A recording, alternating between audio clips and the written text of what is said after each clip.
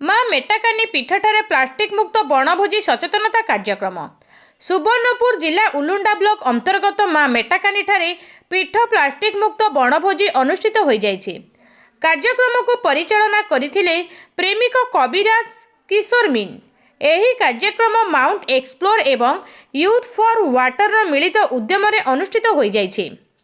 एथिरे मुख्य अतिथि भावे अंतर्जातीय पर्वतारोही आशीर्वाद महापात्र जोगदेई परिवेश सुरक्षा उपरे निजर वक्तव्य देथिले।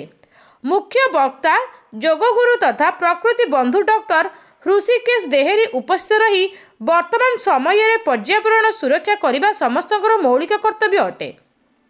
सम्मानीय अतिथि देवराज क्षत्रिय बनखंड अधिकारी बिहारी लाल मिश्र मेटाकानी पीठर सभापति स्थानीय सरपंच देवदत्त पड़िया दिनेश माझी फरेस्टर उपस्थित रही निज निजर मत प्रदान करथिले।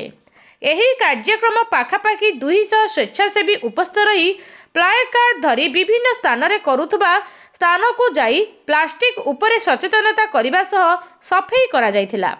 विभिन्न युवकवि उपस्थित रही कविता माध्यम रे सचेतन करथिले। कवि मध्यरे थिले रोशन साहू, राकेश बाग, कविता राणी झांकर। शेषरे समस्त मंचासीन अतिथि मानकु मानपत्र प्रदान करा जिबा सह शपथ पाठ करी सभा संग करा जायथिला।